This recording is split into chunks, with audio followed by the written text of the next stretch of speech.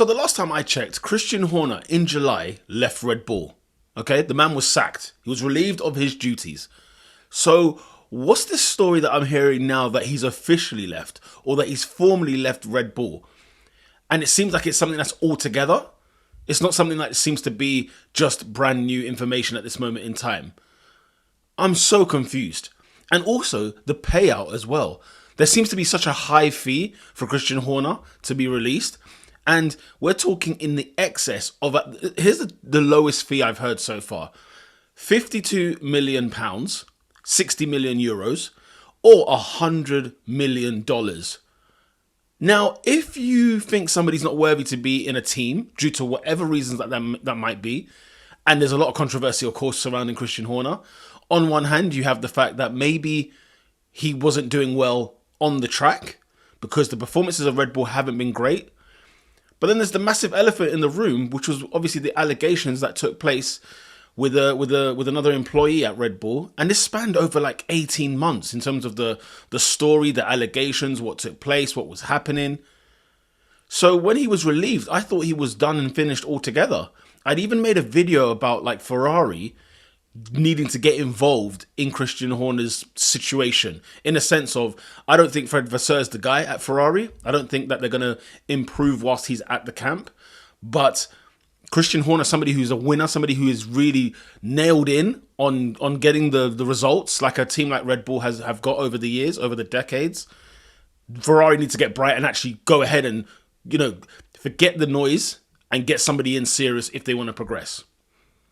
But it turns out like this situation now is only now that Christian Horner can decide to move to another team. It's only in this moment in time where we can see Christian Horner now potentially looking at other teams in 2026. Now, one of the things I am hearing is that he cannot join a team this season in 2025. So that's this season out of the way. And he probably wouldn't have wanted to join a team midway in the season. But also the first couple of races of the season, I heard like the first 4 or 5 races, he's not allowed to be in either. Now, I don't know whether that's because of the timing of the sacking or the timing of whatever contract negotiation was made in place, and the gardening leave, whatever the case may be. It's a very strange one. It's a very odd one to see it pan out the way it has. But, when you've been sacked of your operational duties, I didn't know you could still be employed by the same company. It's like, you're a person who does admin for a company and you've been sacked from doing admin duties. However, you're still on the books. I don't know exactly what you're doing because I don't know what on earth Christian Horner has been doing from July until now, September, October time of recording. What has he been doing over these last 3 or so months? Like, it doesn't really make sense to me. So was he employed, and was he actively employed? Was he working in a specific role? Or are we just papering over the cracks? Did Horner actually come out and say, do you know what? If you're going to sack me, I better get paid well for this because of what he might have called unfair dismissal? Because what would really be the legality of his sacking? Not really many people can sort of decipher and say, he should be sacked because of X, Y, and Z.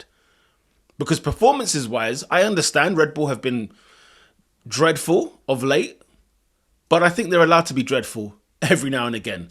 This is not a team that we're looking at like a Ferrari or a McLaren or teams like this where they are allergic to winning things. They've been allergic to winning things for the last 10 years, for the last 15, 20 years in some cases. We're talking about a team that's actually very recently, Verstappen's still the current world champion, okay? So Red Bull have had success over the last couple of years. And don't get me wrong, maybe Verstappen's driving papered over a lot of cracks. Look, we know it did. But that's not really the reason to sack him.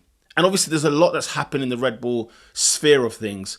With the passing of the actual owner, Dieter Mateschitz, like with him going, it seemed to create a domino effect of chaos.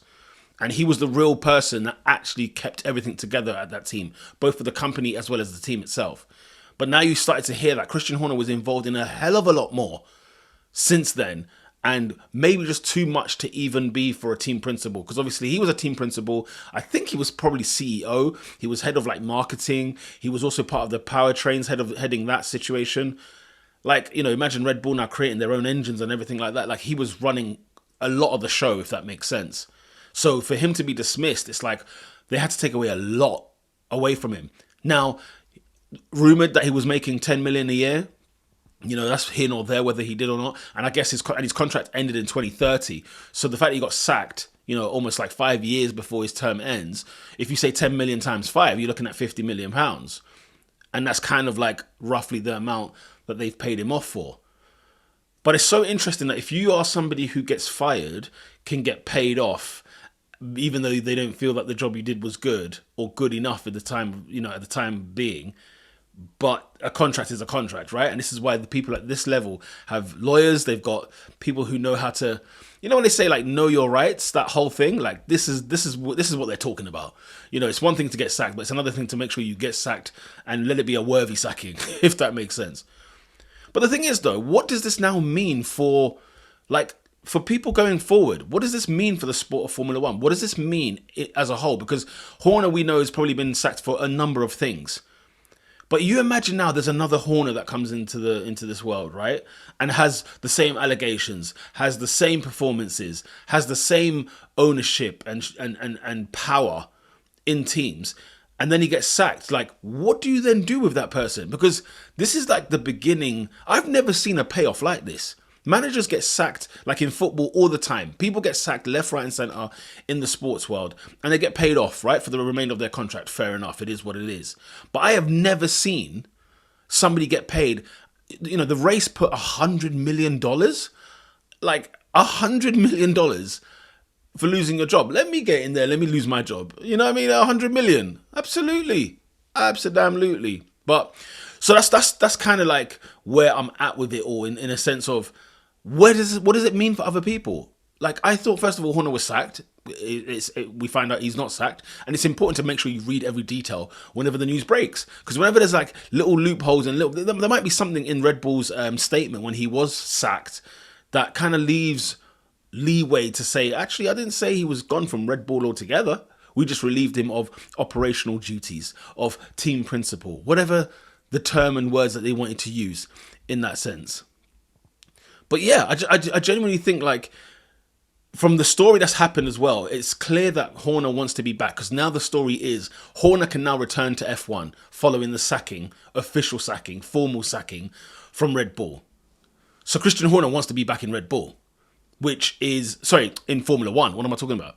In Formula One. So this could get spicy. This could get very, very interesting. I'm intrigued to know and to see, where would Christian Horner go in 2026? What are the teams that he could be joining? And here's the thing. The team that he joins, if he does join in the end, they're getting somebody who's very, very successful. Let's have it right. Look, we know we're not Horner's biggest fans. He's not got the biggest fans in the world. We get all of that, right? But let's not pretend that he's not been successful, if not one of the best team principals in Formula One history. Like, he's up there. When we're talking about the GOATs, when we're talking about the GOATs in Formula One, we talk about the drivers all the time. But when you get to the principal situation, when you get to the Mount Rushmores of it all, Christian Horner, I am struggling to not have him in the Mount Rushmore. I'm struggling to have him not in the GOAT conversation. So you're getting somebody of that caliber.